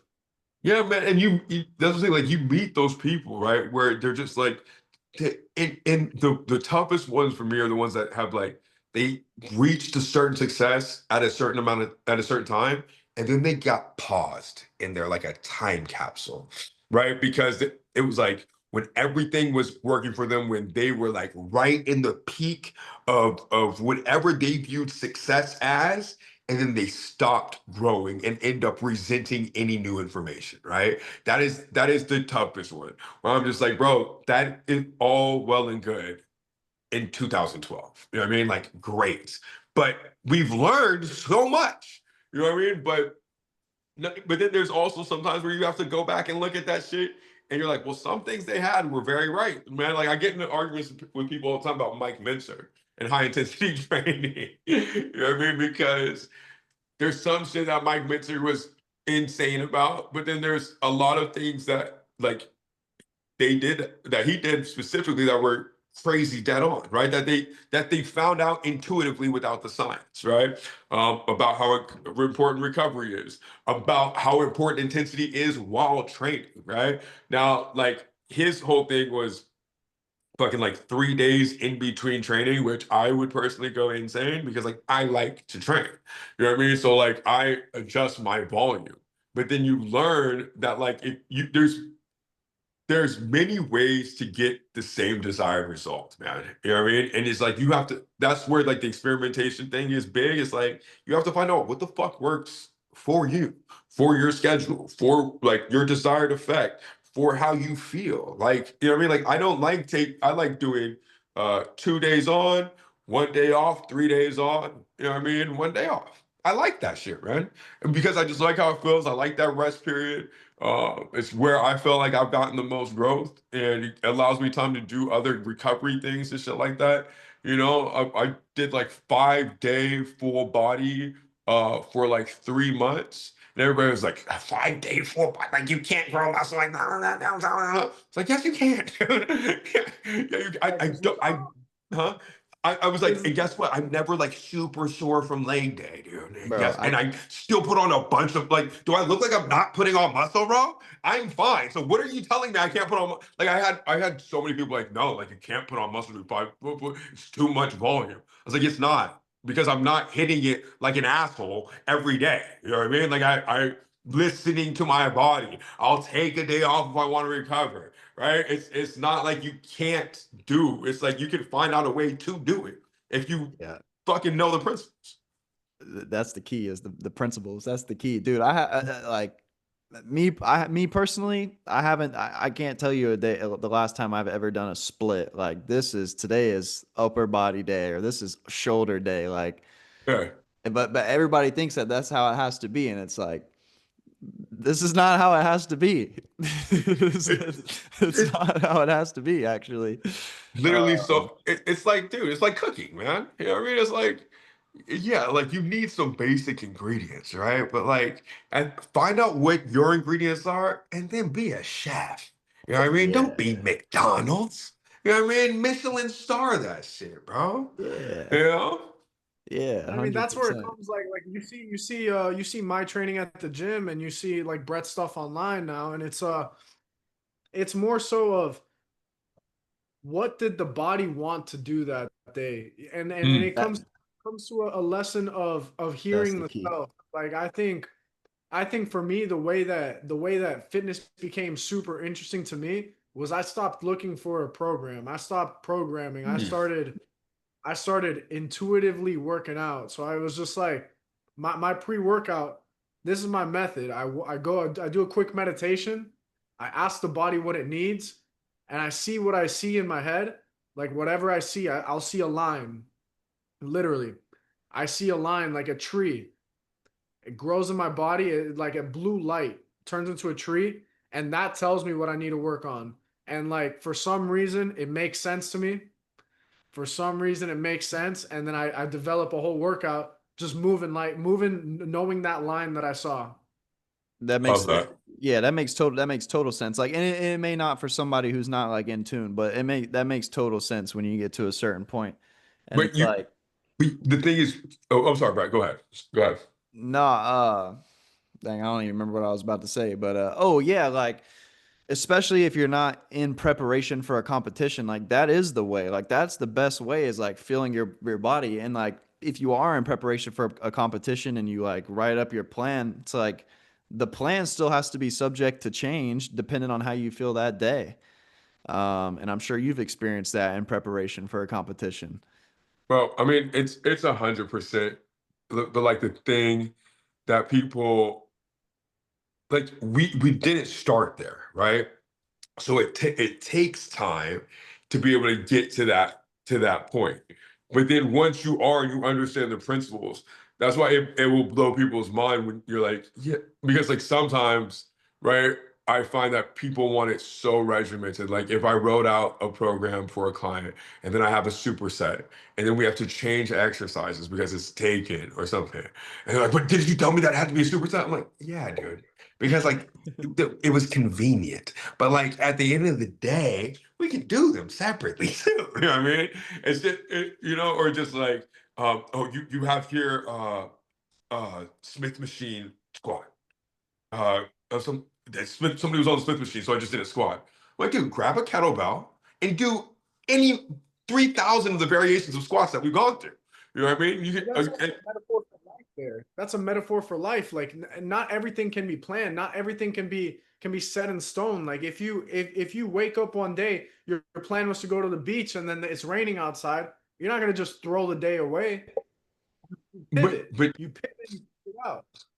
some people do though, bro, and that's the thing. Like that is the barrier that I come into most often, where it's just like the perfection, the idea of perfection m- turns them into this like anally retentive, like non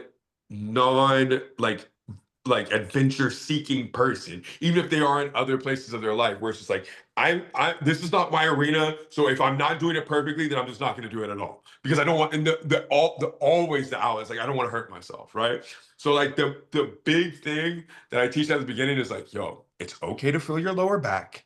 It's okay to feel your knees. You know what I mean? Like that is part of it. Because most of the time, like when people hinge or anything, they're like, oh, my back. I was like, is it a shooting pain? Or is your back working because you need it? Because our lumbar spine is there for a reason. It's not meant to fucking not be stiff. We're supposed to rotate. You know what I mean? Not everything's in a sagittal plane. You know what I mean? And so I think people are always interested with when I do mobility shit because they're like, because most of the time people that don't see me move, like I had a dude come up to me the other day. He's like, hey, like from all the lifting, you're probably like super stiff. And we do hi. You're probably super stiff. And and I do this like Pilates dance thing where like it will help you like really like move your muscles. And I was like, move them like this, and I went into a split. You know what I mean? And it's like, dude, like you don't know what what capabilities that you can get from the training if you like handle the movements properly, man. Like that's why I like those deep eccentrics. That's why I like fucking the shit that you guys do, where it's like, bro, what weird shit and weird fucking uh angle can I put my body into and still fucking find function, right? Like it's amazing what the body can adapt to if you put it under the stress with some precision, right? You know what I mean? Like just, I mean, even swinging the kettlebells. Like I remember I was trying to do them with Brendan after we were watching one of your videos, Andrew. You know what I mean? Where you're just like one of those flowing shits. You know what I mean? Just dropping kettlebells all over the place. But like it's just fun as fuck, bro. And people are always like, "Oh, my shoulder." It's like, dude, your shoulder's supposed to rotate. You know what I mean? Like do a windmill. Like life doesn't happen just like here. Like we have to be able to reach and move, man, and like feel that shit and enjoy that shit. 100%. And I mean, one thing that is a deep misconception is the best mobility exercise is loaded eccentrics.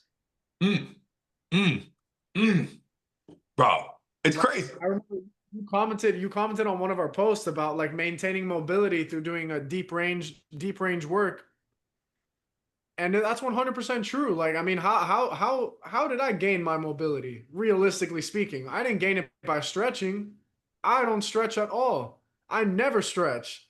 I just do a lot of freaking hypertrophy work, slow, and I get deep.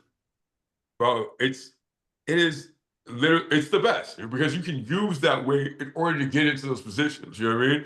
But oftentimes people are so tight from just trying to fucking push the weight up. Like, bro, just like open your chest and like find the fucking movement. And people are like, this set is taking 2 minutes. I'm like, yeah, but we have 30 pounds in our hands. Well, we'll be okay.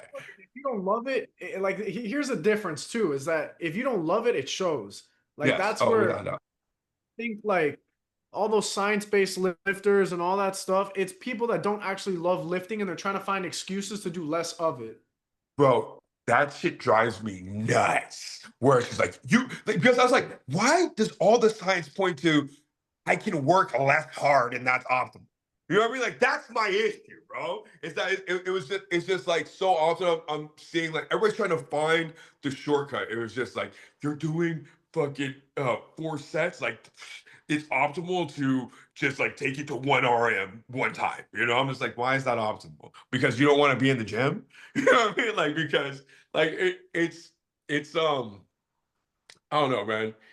It it's, I've seen very smart people bastardize information in order to just prove a point, right? Because like if you I mean I would see this in philosophy, right? Where because like the beautiful thing about going through different philosophers is like they have to write in like a standard like where there's a proof, right? And it has to follow a logical progression as to why they came up with this thought. But when you get into ideas of like God or things that you cannot readily prove, you will see some smart motherfuckers take wild leaps just to justify their original premise. And it happens all the time in exercise science. I see like love Mike Israetel, right? But then I see some of his shit and I'm like, bro, like you're really holding on to things that you want to believe for you. You know what I mean? Like there was one thing where he said like working out in the sun, completely overrated, blah, blah, blah. I was like, yes, bro, because you're in fucking like wherever you're at, Michigan or something, and you probably can similar to a lobster, sir. You know what I mean? So like you don't like what comes, he's like overrated for training, blah, blah. Dude, training in the sun for me is amazing. You know what I mean? Like where I feel great. Like I might not be able to be out there for super long, right? But like I feel like empowered, right? You get a good sweat going on, those endorphins are popping and shit like that. It's like, dude, like why how are you just gonna talk shit on the sun? You know what I mean? Like what I don't give a fuck what data you're citing. Like that Like, what? Like, what are we even talking about at this point in time? Like, being out in the world is not optimal for training. Shut the fuck up, dude. I don't give a fuck what journal you're citing. Like, it's ridiculous. Yeah. Yeah, I want to see that video because that's interesting. I mean, working I'll, out in the sun I'll, is a bigger pleasure. I'll send it. I mean, he, yeah, I mean, he's all hypertrophy based, right? So some of the stuff he'll be like, oh, this person needs to control the eccentrics, and it's always interesting when he's talking about Olympians, right? Because he'll talk about like he'll watch Ronnie Coleman's training or Jay Cutler's training, or he did one because he's also a jujitsu practitioner, so he did like a Gordon Ryan, right? It's like, bro, how are you critiquing the goats? You know what I mean? Like, Because LeBron training was stupid as hell. Like he goes, he said that his training is he said if I train LeBron, he would not be doing that. He'd be not. Wait a second, LeBron has been injured once in his career. like yes, Once in his career in the first year that he was with Los Angeles, and who knows if that was an actual injury or just like resting the body, but and injured LeBron's once. about to be like mid 40s, bro. Or he's about to be in his 40s, bro. If he's not already, you know, and has been playing longer at a high level longer than anybody, you know.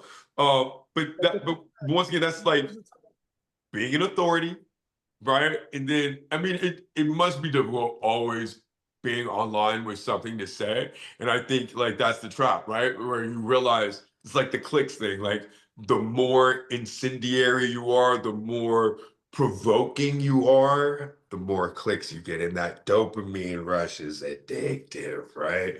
Where you're just like, well, I know it's not great what I'm saying, but fuck, like I know I'll get a lot of likes or people talking shit.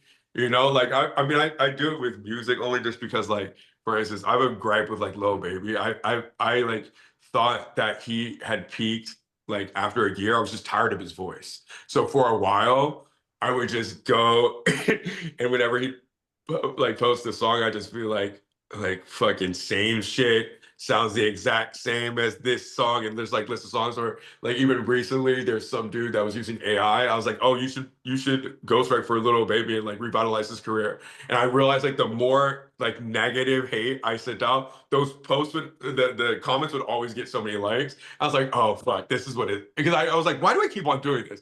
And I'll just be like arguing with people. You know, they'll be like, tell me what song fucking sounds like this song. And I'll be like, these four, you know, and I just realized like, it's so fun to get the attention. I don't do it with anything I actually give a fuck about, you know, but I could see how you would get into the trap, right? Of just like fucking with people and like arguing your point. But the thing is, you can get into this whole like the Huberman hole, right? Where it's just like, then you start endorsing, like you talk shit on blue light glasses for 2 years, and then you start endorsing blue light glasses. You know what I mean? Like you have to be careful in this journey, you know.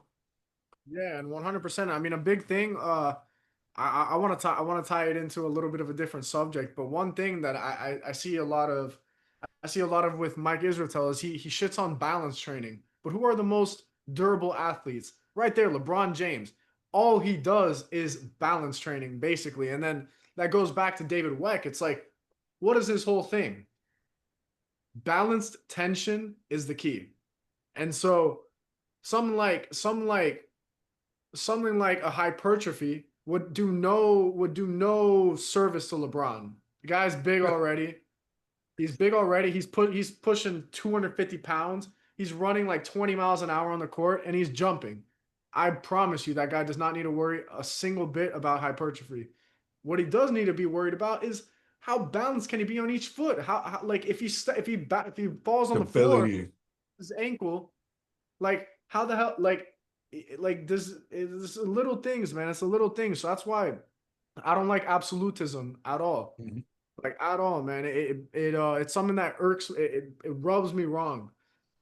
Yeah, I mean, and that's where it's like it's not a one size fits all thing, man. You know what I mean, and that's where people can get so deep into their own asshole, where it's just like you forget, like, dude, they're not like one, you're not the authority on that shit. You know what I mean? Because, like, I mean, there is a dude at Equinox who shall remain nameless, who he's been in the game for a minute, and he just he is just so quick to talk shit on everybody else's training styles as well.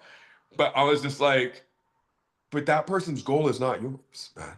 You know what I mean? So it's just like, if you took the time to listen, and don't get me wrong, it doesn't mean that you can't point out what's wrong, but like, you also are not the fucking god of movement. There's people that have like better physiques. There's people that probably know more about the shit that there for sure are people that know more about the shit that you yourself as an expert on.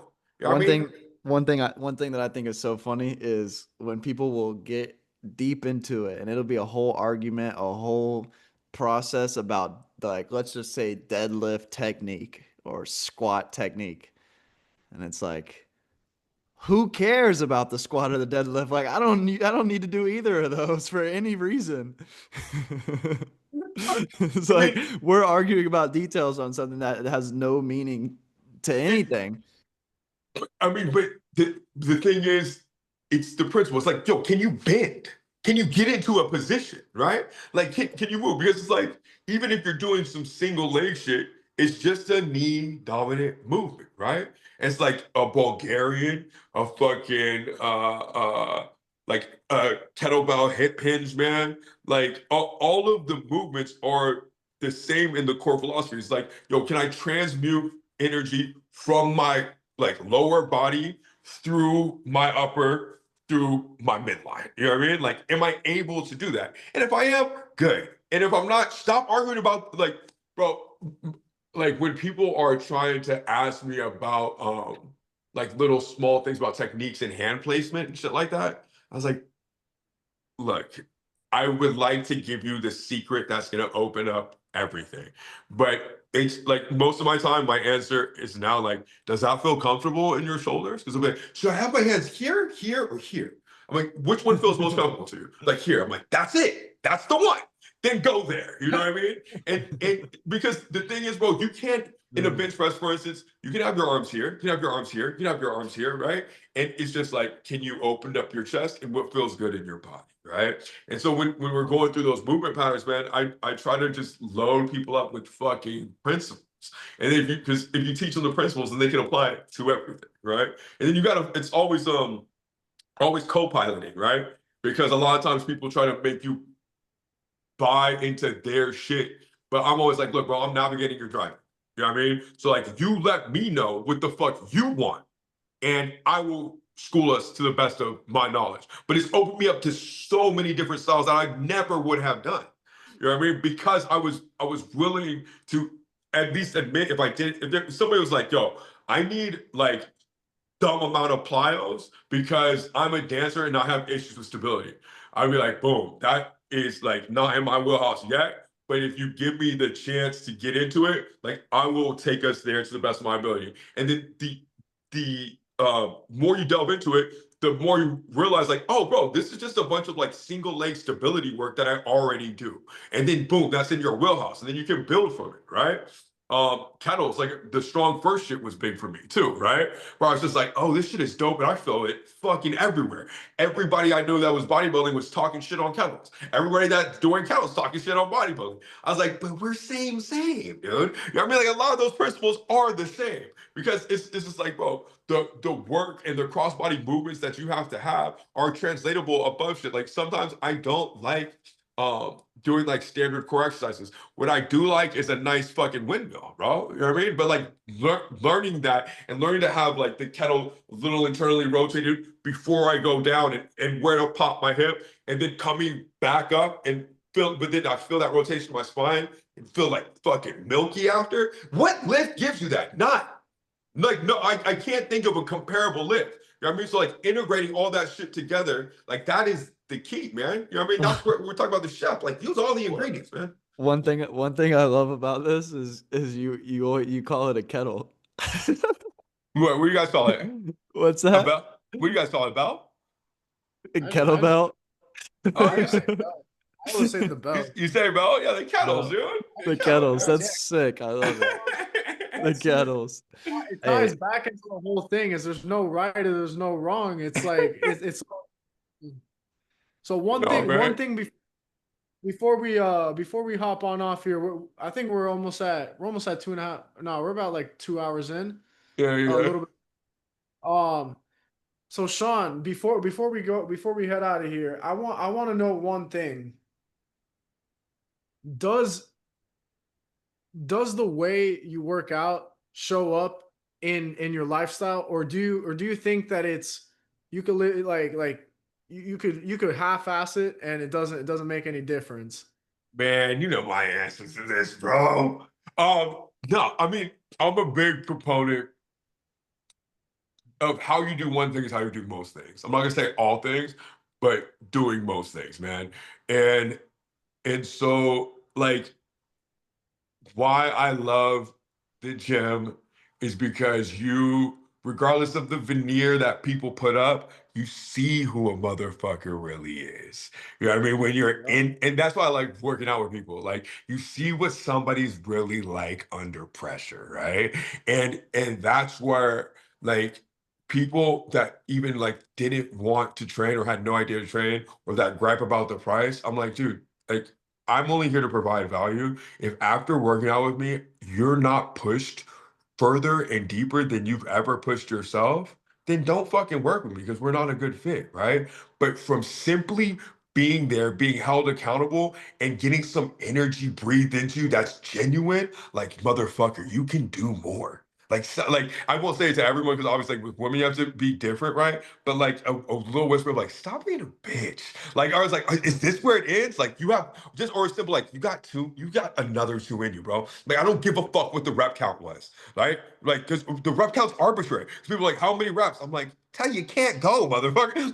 Like if that weight's too light, give me another five. They're like, you said 12. I'm like, now it's 17. And if we keep talking, it's gonna be 20. Let's go, right? And just seeing people burst through where they're like, oh shit, I could do more. Then that translates to life, bro. Because right when you think you've hit a roadblock in some other shit, then you're just like, oh wait, I thought I couldn't do any more. Or for me, it's like even being able to hold space, being like, oh, I should say this or I should do this. And it's like, no, I don't have to actually. I can pull back, right?